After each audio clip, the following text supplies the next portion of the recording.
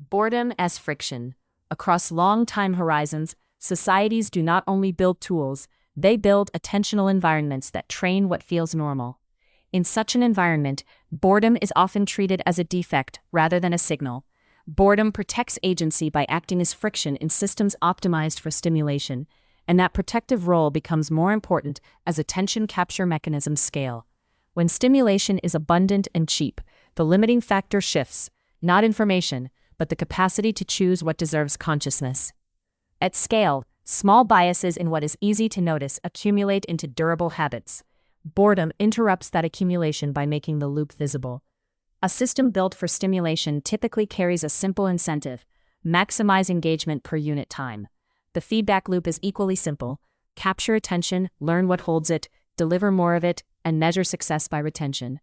This loop is not inherently malicious, it is an optimization process. But optimization amplifies what it can measure and neglects what it cannot.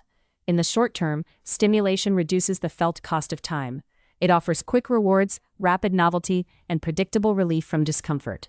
The explicit constraint here is bandwidth. The mind can only attend to one stream at a time, and switching has a cost. When stimulation competes for that scarce channel, the system selects for content that can win in seconds, not ideas that require minutes.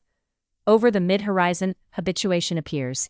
What was once sufficient becomes baseline, and baseline becomes insufficient. This is the trade-off: convenience and constant availability purchased at the price of rising thresholds for interest and decreasing tolerance for silence.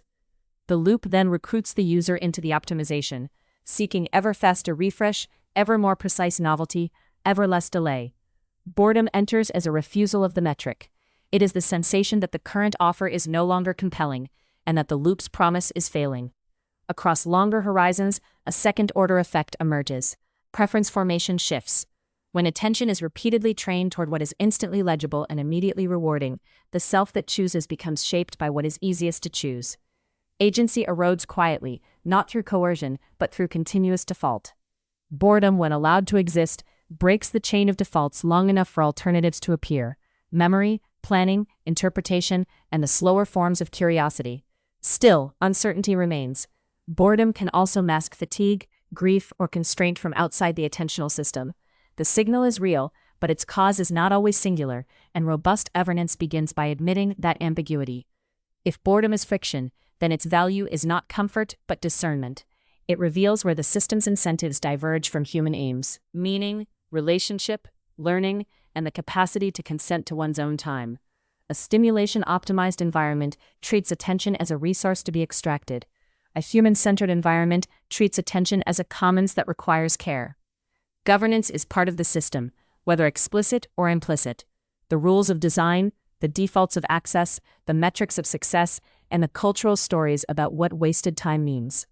When boredom is eliminated everywhere, the cost is not only distraction. The cost is the narrowing of internal freedom, fewer intervals in which a person can notice that a choice is being made on their behalf by a pattern, a metric, or a habit. Boredom can protect the minimal space in which responsibility becomes possible, not as moral performance, but as the capacity to recognize and renegotiate constraints. A single act of reflection is available. Name one time horizon, short, mid, or long, on which the absence of boredom might carry a tail risk for your agency. Then name the hidden assumption that makes constant stimulation seem necessary: that silence is unproductive, that discomfort must be eliminated, or that every gap must be filled. This is not a demand for a new rule, only an inquiry into what your current system permits, constrains, and ignores when the loop is uninterrupted. Boredom may be the quiet guardian of choice in an economy of constant invitation, yet its meaning is not guaranteed and must be interpreted with care. The future is shaped by constraints, not wishes, and humility begins by admitting what we do not yet know about the systems we inhabit.